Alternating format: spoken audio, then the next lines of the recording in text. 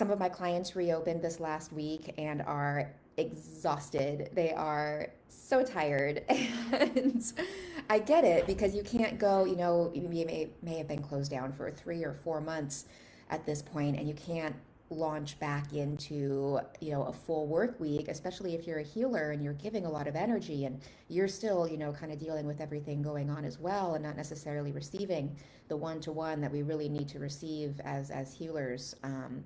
So yeah, that's kind of the feedback I've gotten this week is like we've been tired, but now it's this new layer of this work exhaustion that we're all pretty familiar with. So I just brainstormed a list of 10 things to help you avoid burnout. So I'm going to go through them pretty quickly on here, and then I'm going to write a blog post about them and link to the blog post. And then I'm going to submit that blog post to a few different sources, like Elephant Journal is a great place to send any content that you have because they get a lot of eyes on things. Things can really take off. And a lot of people will click through to the website, to my website, if they like my stuff, me stuff. um, okay. So here's my list of 10 ways to avoid burnout. For me, number one on the list is yoga. Yoga is an incredible way for me to connect to my body. It's something I've studied for a long time, but it's something that is really accessible to absolutely everyone. If you can be still and breathe, you can practice yoga. You have practiced yoga in your life. You've done that. You've been really still and you've taken a few breaths and you've really noticed how it felt to breathe. That's all yoga is, all right? You don't have to do the handstands. You don't have to do the splits. You don't have to touch your toes. None of that stuff gets you any closer to enlightenment, my friends. All enlightenment is letting go of anything else that's ever happened besides this breath. When you can let go of everything that's ever happened to you, everything that you want to happen to you, just for this breath and just feel that one, that one, and that one. You're enlightened, you've lightened your load, and you've shown a light of gratitude onto this present moment, which is all that we have. And that's all any practice, any spiritual practice, any religious practice, any self regulating practice, any self care practice is asking us to do is to be appreciative for this moment. And so the easiest way for me to do that is to do a yoga class. I have been doing online classes through yogaglow.com.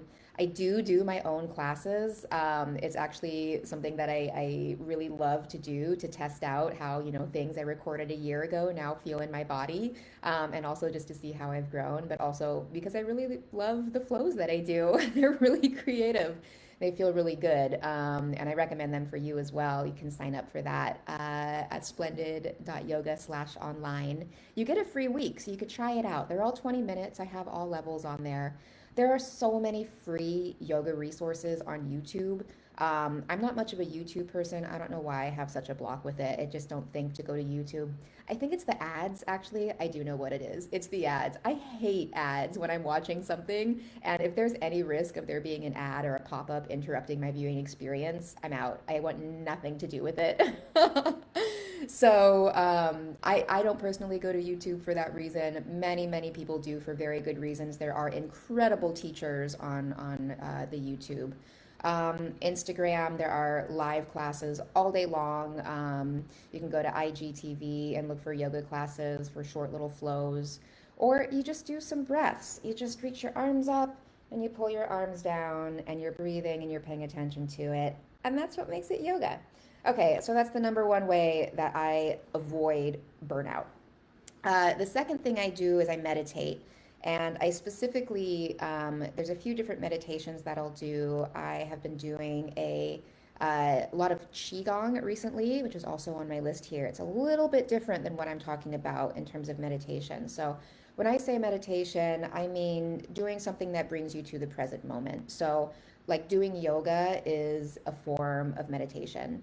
I enjoy doing Tonglen meditations, which are a Buddhist practice for when I'm starting to feel like overwhelmed and anxious and like, oh my gosh, I've signed on for too many things and I don't know where to start. Or if there's just like kind of a general simmer of fear because there's so much going on in the world and so much terror and murder and awful things. And we're just being inundated with the news of it. It's all over the place. And it just feels like, oh my God, too much. So the Tonglen meditation is the practice of breathing in that really intense feeling, whatever it is, the fear, the grieving, the melancholy, the anxiety, the overwhelm, and then breathing out kind of the antidote to that sensation. So you have to ask yourself, like, okay, anxiety, what do you need? And then the answer for me is usually like peace. I need some peace right now, anxiety. That's what I need. So I breathe in the sensation of the anxiety. I feel it kind of right in here, kind of my heart chakra and my solar plexus chakra. They kind of trade back and forth. And I breathe in that sensation, knowing that everyone in the world has felt this sensation. And what I'm breathing in is the sensation of what it is to be human, and to have anxiety, because that's what it is to be human, is to be a little anxious. It's an evolutionary thing. Our brains do it on purpose. It's a protective measure, and that way I can be grateful for it instead of overwhelmed by it. And I breathe out what I need, peace. I put out into the world the peace that I wish I was feeling in my body. And what that does as a practice is it teaches your nervous system how to cultivate the antidote to the emotion that's overwhelming your nervous system. So it's kind of like doing like a bicep curl in the gym, so that when you go to lift up something heavy, like you've rehearsed, your muscles know how to do that. It's sort of like doing that, but for your nervous system, if that makes sense. It's like working out your neurological response to difficult emotions that are hard to process. So I have a few Tonglen meditations on my podcast and on Insight Timer. So I'm going to link to those in the comments once I'm done with this. The third way of how to avoid burnout, and this I think is the most important one, self-study, svadhisthaya in the yogic world, just noticing yourself and learning from yourself, okay? So if I go back to work and I do, 4 coaching sessions in a day and I teach a yoga class and I try to study, then I'm going to be really tired at the end of the day, and I'm going to notice that about myself, and I'm going to notice like, hey, I can't do this to myself again, right? Okay, so the solution to that, this is the fourth one rather, charge more for your time. Charge more for your time. Charge more for your time. Please, please. Oh my gosh. Where if you think you're charging enough, you're not. You're not charging enough money for your time. If you work and feel exhausted at the end of your work, you are not charging enough money for your time, and you need to work less. Oh my gosh. You need to work less, okay? It seems kind of like a no-brainer, but we get it so turned around sometimes, especially when we get stuck in the cycle of like, I have to keep this job. I have to keep this job that isn't paying me enough, because if I lose this, then I won't have everything. And that is very true for so many of us, right? It could be that if you don't get this, $300 or whatever from this job, then you are not going to be able to pay rent, and you may be evicted, and you may be homeless. And the reality is, if you're looking at this on Facebook, if you're in this group, like the chances of that happening are pretty slim. Okay, if I was talking to a different demographic, then it would be a different story. It would have different advice. But in this context, the likelihood of you taking a little bit of a break from a job and giving yourself a little bit of an opportunity to work less and make more money by using strategies that we talk about on here, starting up side businesses, starting up side hustles, changing your pricing pattern. If you already have your own business, just valuing yourself more, outsourcing what you can, making plans to do that, knowing that it's going to take, several weeks, maybe. It's going to take as long as you want it to take. I know for me, when I'm ready to raise my rates, I do it, and it happens within a week. The next client that I have a discovery call with, they're paying those new rates. I don't raise my rates that often. I have a pretty good baseline right now. I have a good system. I have enough for what I'm doing right now.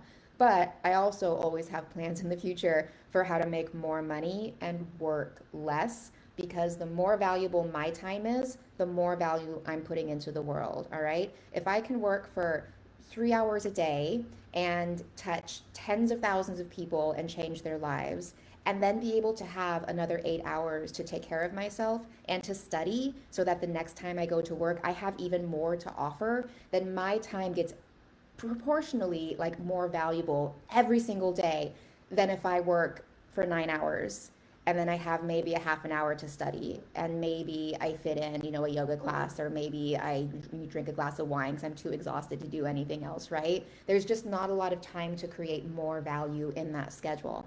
So that's where the self-study, the Svadhisthaya comes in, right? I've studied myself my whole life, basically, but especially over these past few years of building up my own business in terms of what schedule really serves me so that I can give more value to other people. And for me, that's going to be waking up and working for a few hours in the morning. But before that, I need about 2 hours to myself to do like a bare minimum of morning things. All right. I've tried to condense it down to like 20 minutes, half an hour. No, it doesn't work. My life starts to suck. I start to have panic attacks because I'm not taking care of myself. I stop eating. I lose too much weight. It's awful. My, relationships suffer. So I know that if I don't make space in the morning for those 2 hours to really luxuriously wake up slowly and snuggle my dog and tell him how much I love him and take a long time to make a cup of lemon water and a piece of toast and put the fruits together on the plate and get myself set up outside with my gratitude journal and a New Yorker and say hello to my neighbors and do a yoga practice and do my Qigong practice, and then I'm ready to meet with a client, right? So I don't schedule clients before then, knowing that I'm probably going to take about 2 hours to take care of myself, but I don't know what time each day those 2 hours are going to take place. Most mornings I wake up around 4 a.m. This is not my choice. It just happened. It's part of a spiritual journey. It did not always used to be this way.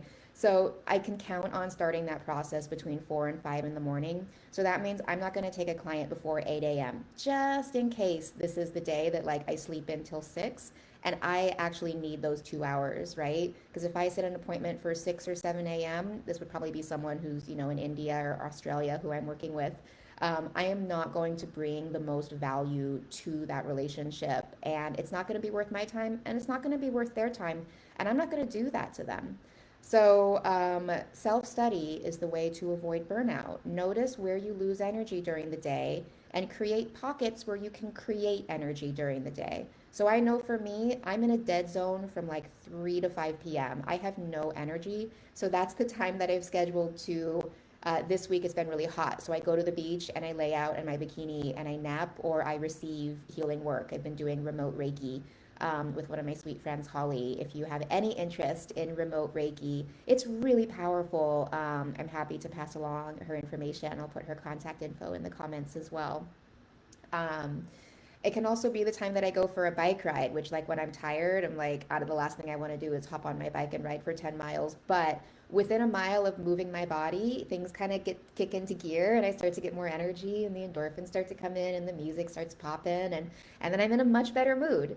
So that again is just like, your schedule may be a little different, but you have to create time for some self-care in the morning, some self-care in the afternoon, and a transition in the evening to sleep time. So make sure to include that in your schedule, right? You can't just work for 9 hours straight. Nobody can, right? You might be like fooling yourself into thinking that's what you're doing, but you're not. You're draining yourself, and that's not work.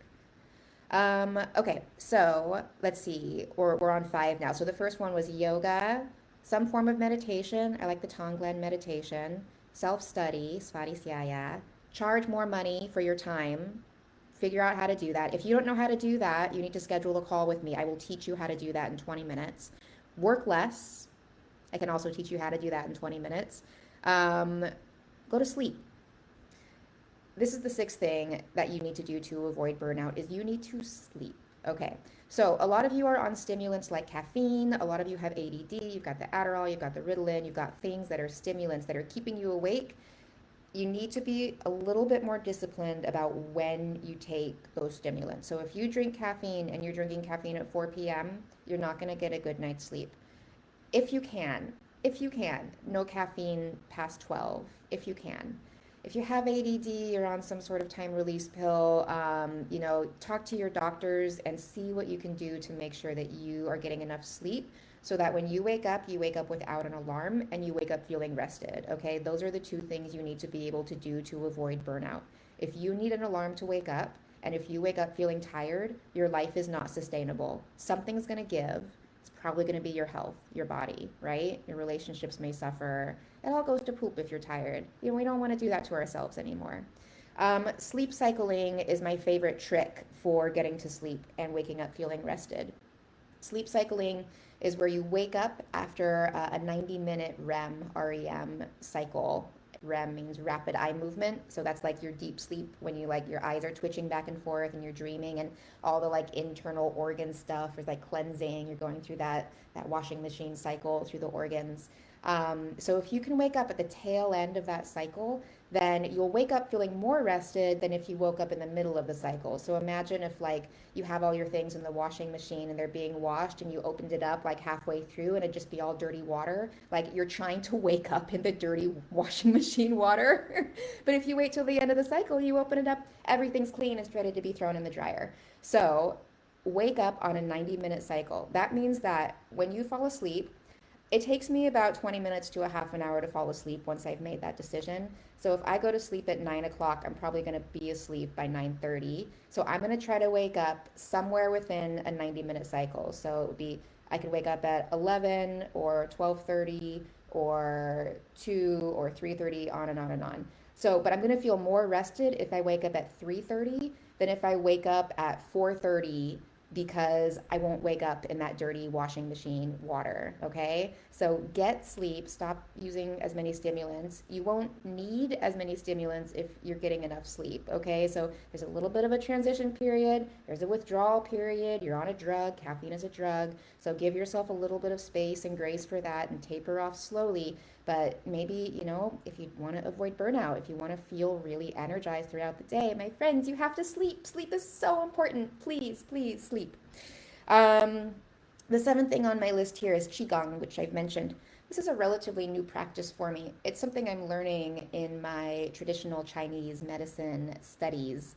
And I've really enjoyed the practice because it combines kind of a physical element like yoga with energy work. And it's very visceral, especially if you're working with a true master. It's very visceral. I'm currently working with two masters, one of whom is Dr. Mao. Some of you may have heard of him. He is one of the founders of the school that I'm going to, Yosan, but he's famous for many things. He's got the most incredible voice. Oh my gosh, as soon as he starts speaking, it's like I'm in it. I'm in the zone. It's really powerful. It's been a real privilege to study with him. So a lot of the work with Qigong is connecting to the North Star and then working with sun and moonlight. And if you're immediately like, that sounds like bullshit, then this is not for you. Forget what I'm saying. You're not there yet. But if you're like, yeah, North Star, I get that. Sunlight, you can swallow sunlight. I understand that. Then you might want to explore some Qigong. So I posted a video a few days ago on a few simple Qigong practices. There's the lung Qigong practice, which is more active. It's sort of like moving from an up dog to a down dog, but more quickly with the intention of like pushing the air out of your lungs. That's really powerful for grieving as well, because grief is held in the lungs. We've got a lot of cultural grieving happening right now. So it's really powerful, not just for you, but for your community, for you to kind of push that energy out. The other practice I did was just a simple grounding practice for gathering chi and chi clearing. And that's kind of almost like the beginning of a sun salutation, but your hands don't touch and you're more intentionally gathering chi, which is energy or electricity, and then pushing it down and down, and then holding it in your low belly, your root chakra, lower dantian in the Chinese medicine world, Muladhara chakra in the yogic world. Different words for the same thing. It all means the same thing. It's all your connection to your earthly self, to your human self, to your groundedness, to your rootedness. And that's where you want to store kind of the root of your energy, right? Think about like planting a tree at the base of your torso there, and that's where you would put all the nutrients, all the fertilizer, right? So you think of the chi like the nutrients. You want your roots to be able to grow and get the nourishment from that, and from there it will all sparkle upwards into the rest of your nervous system slash chakra system slash meridians. Okay, the eighth thing on my list here, go ride a bike. riding bikes is so fun. It's a really safe thing to do right now, even if you are in a world full of COVID-19, as we all are, right? So you can get away from people pretty quickly. Wear your helmet, stay safe in traffic, get your bike tuned up. If it hasn't been tuned up, make sure everything's oiled up. All right, do the safe thing. But if you can jump on your bike for an hour, like 3 times a week, oh my gosh, you're gonna be so much happier. I try to use my bike as much as I can. We're really lucky here in Santa Barbara. I get to ride my bike to a lot of different places. So I try to use my bike as my primary commute. Uh, and I can usually get about 10 miles a day if I'm doing that. And I don't know if that's possible for you, but I bet if you have a bike, you could go and hop on it and ride for an hour and be in such a better mood. I promise. I promise you will be in a better mood if you go for a bike ride. Go ride a bike.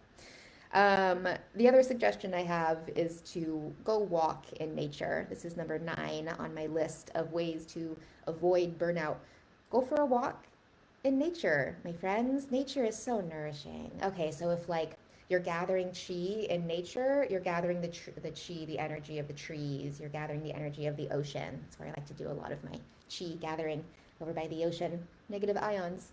If you're gathering inside, you're gathering all the stuff in here. It's kind of the stuff that's already settled, that you already have. There's a lot of like literal electricity, right? Like right now, I have my computer going, I have my Wi-Fi going, I have my iPad, I got my phone, I got my ring light, I got my light, got my air purifier. Sometimes I have my oven on. There's just so many things coming at you that are really like not necessarily artificial, but concentrated, that our bodies didn't necessarily evolve to process as quickly. That's a lot of the root of our simmering anxiety, is just all the literal electricity in the air from all the stuff that we're using all the time, how we're channeling that into power. So when you go into nature, you get a real release of all that. And especially if you're doing like energy work, like just sweeping kind of your aura away from you, you can get a really powerful clearing. I try to go for a hike a few times a week. I can usually make once a week happen. But I'm at the beach every single day with my dog, often multiple times a day, because if I don't get out in nature, I go fucking crazy. My last thing on my list here of how to avoid burnout is to express gratitude. Yay! Thank you so much. I keep a gratitude journal every day. I write down 5 things. I'm going to be honest with you. Sometimes it's like, I guess I'm grateful that the sky is blue. I guess I'm grateful that I'm sitting in a chair. Like sometimes there's not that much really bubbly, like, oh my gosh, thank you so much for this incredible thing. Like, oh my gosh, thank you so much. Oh, I'm so grateful that I fell in love today. Oh, I'm so grateful that I won $1,000 today. Oh, I'm so grateful that my puppy is not sick today. There are so many ways that gratitude is really bubbly and effervescent. But there are some days that it's really hard to access that. And I am someone who runs depressed if I am not taking really good care of myself, which is, these 2 to 4 hours a day of like really doing deep self-care. I'm going to get depressed. And it happens to me in a phase. It's really reliable. And it's something that I've had to study about myself and know, like, this is the bare minimum of what I have to do to take care of myself. And I'm going to be grateful for that because I get to do all this incredible stuff that I love to do. I love practicing yoga. I love meditating. I love charging more money for my time. I love working less. I love sleep so much. Oh my gosh. I love Qigong. I love riding my bike. I love walking in nature and I love expressing gratitude. I get to do all of these things. And it makes me so much more valuable because it means that I get to do the work that I do for as long as I want to do it. Every time I have worked a job or built a business or worked with a client where I have felt that I am not charging enough for my time, I end up exhausted and then I get sick. And it's such a direct correlation that I have realized this is how careful I have to be. Because if I am not honoring myself and my time and my work, if I am not truly serving my purpose, my chi, my energy, my aura is going to diminish and I will be more easily exposed to pathogens, to viruses, to diseases. I will feel it in the weight of my body. My depression will come back. I will feel heavy and I will be able to do less and less and less, and I will feel worse and worse and worse. And so I turn that around by starting from a place of gratitude, right? So, where the depression comes into play, I express gratitude for the depression because that means I get to take care of myself so well. All right. I express gratitude for the hardships in my life because they make me stronger and it makes it possible for me to help more people because I'm able to build more compassion for what we're all going through. And I express gratitude for the great things in life. That's an easy one. Thanks. Thanks for my adorable puppy. Thanks for my incredible friends. Thanks for this delicious bread that I make. Thanks for tea. Thanks for the ocean. Thanks for my beautiful home. Thank you for this light. I love this light behind me. It's one of my favorites. It doesn't have to be always the most intense thing. It just needs to be present, right? That's where the gratitude comes in. I got to jump on with the client. Thank you so much, everyone, for joining me for this. I'm going to link to all sorts of stuff in the comments, but not quite yet. In a couple hours, once I'm back to the computer after this next client. I hope you guys have a beautiful Friday. If you have any questions, if you have any suggestions for self-care, for things that you do for yourself to avoid burnout, I would love to hear about it in the comments. The more you guys like and comment on these things, the more people get to see them. So if it's helpful for you, it might be helpful for someone else. So give them that opportunity. Let it come up in the algorithm. I appreciate it. I appreciate you. Have a great day.